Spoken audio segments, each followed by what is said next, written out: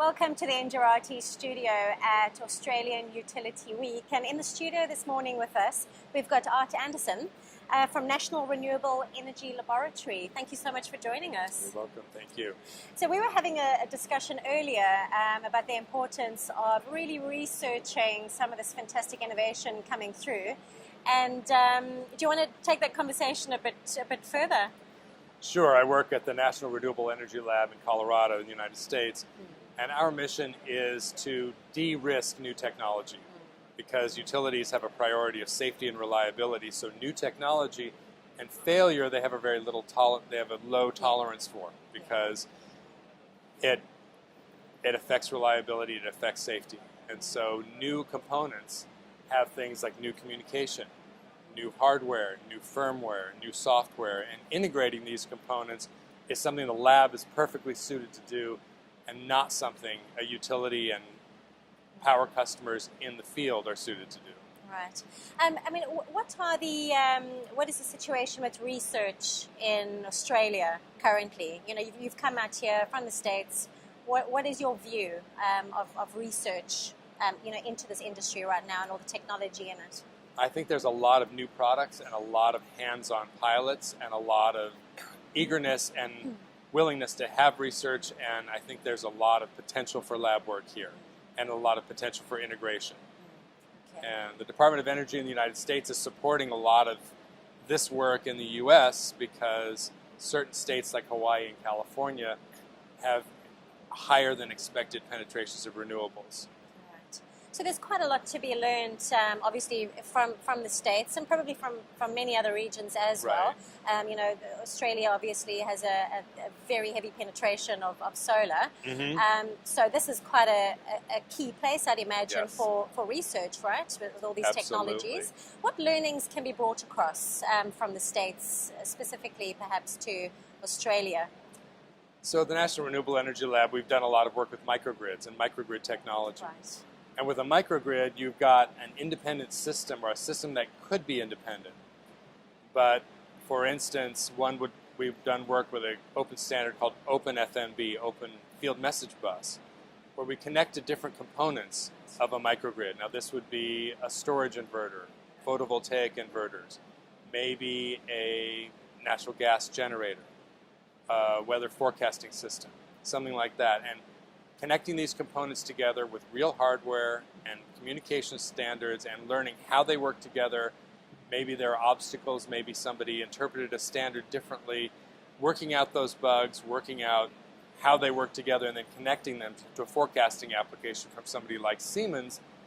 You begin to understand how the systems work and understand what your expectations of these systems should be, and then how to integrate them with maybe your distribution management system. Yes.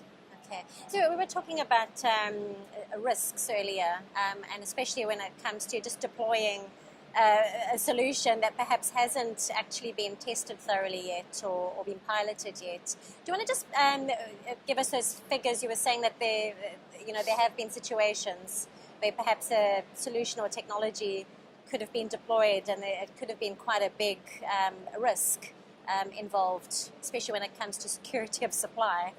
Well, I used to work at Pacific Gas and Electric, and we deployed smart meters 10 years ago. Yes. And we did an RFP for smart meter vendors, and every vendor said our solution works. But there were only a small number of vendors that actually could be deployed at that time. Right. And they worked very differently. One worked the best, in our opinion, so we chose that vendor. But still, early prototype meters had significant bugs. And bugs we wouldn't have found until we deployed several million of them, like home energy management radios and things like this. And these were early prototypes, and we hadn't deployed them yet, but we realized if we miss something, like a radio frequency or something like that, frequency accuracy, and we're deploying 10,000 meters a day, and we get to 2.5 million and discover a problem that we didn't plan on, that's a huge hit to the utility, to the vendor, to the market. And so that we found early on we needed to do diligence at, right down to the level of transmission, reception, frequency, bandwidth, we really had to get down to the early radios and the technology just so that we would understand and be able to address the risk before we put, 5 million of these devices in the field. Yeah, yeah. So, the digitization of the distribution network, everyone's talking about going digital, but it's not that simple, is it? Right. You've got a lot of technologies from various vendors. How is this all going to be brought together so that, one communication can lead to a better efficiency of the network? I mean, what is your view on that? That's a great point, because let's take a customer's home. Yeah. They'll have a Wi-Fi network. They might have a separate cable provider. If they get a certain type of a thermostat, that vendor might be able to issue a demand response event. Maybe their car has an electric vehicle charger, and maybe their manufacturer controls that communication channel. Then they install solar, and another manufacturer installs their inverter, and then they install storage, and that's another manufacturer. And the utility has their own meters. Suddenly you have 5 different communication paths into the home. Yeah. Yeah. So let's say if I'm the utility and I want to understand how much generation I can expect coming back, how much storage that customer has, so I can know, could they participate in a demand response event to shave a peak load so I don't have to build a new power plant, then how do I execute that demand response event? Or query the customer to see, can I charge your vehicle in the middle of the night when energy is cheap and demand is low? Yeah. So what I don't want to end up is 5 or 10 different communication paths and 5 or 10 different vendors I have to deal with in order to understand the load and the behavior of this customer so that I can maintain a reliable utility network. Right, right. And where do you see Australia within the next 5 to 10 years? There's obviously a lot of opportunity as far as renewable energy is concerned here, there's no doubt. But where do you see the market or the sector perhaps going within the next decade? I think depending on one incentive will be regulation. Yes. As governments put forth regulations that make that lower subsidies to the petroleum industry and raise them to the renewable industry, then that can lead direction. Certainly in states like California in the United States, decarbonization programs can lead to innovation and foster innovation. Yes. And then as this technology becomes more known, then there'll be more vendors, more participation, more common technology, more adoption of standards. It's sort of, think of Wi-Fi networks 20 years ago. Yes. They weren't easy. No. And they weren't ubiquitous, and not everybody was able to use them. I think Australia can be a leader in things like microgrids and renewable technology and moving away from fossil fuels, which could be a huge economic boom depending on how much fossil fuels are imported, and lead to more economic independence. Yeah. Because the sun and the wind are free, and it's just a matter, the challenge to us is to figure out how do you incorporate distribution where you haven't expected it, generation where on your distribution system where you haven't expected it before. Yeah. And then how do you support remote areas when they have independent energy systems? Yes. Now, how does the laboratory want to get involved here? What do you want to bring, to the fore as far as their development is concerned? So at NREL, National Renewable Energy Lab, we have an energy systems integration facility where we have a distribution grid that is in a lab with real communication capability and power. Yes. So we have an electric distribution bus where we run 480, 220, 120. We have an environment where it's completely safe, and it's a lab environment where we can plug all these systems in, see how they work, and really manage expectations and work through unexpected product variances, standards interpretations, and whatnot. So at NREL, we can work with either labs in Australia or vendors in Australia or the Australian government to help use our knowledge, to share our knowledge, to help here, because Australia's problems aren't any different than the problems in the United States. Okay. We all face the same issues. They're all issues of integration.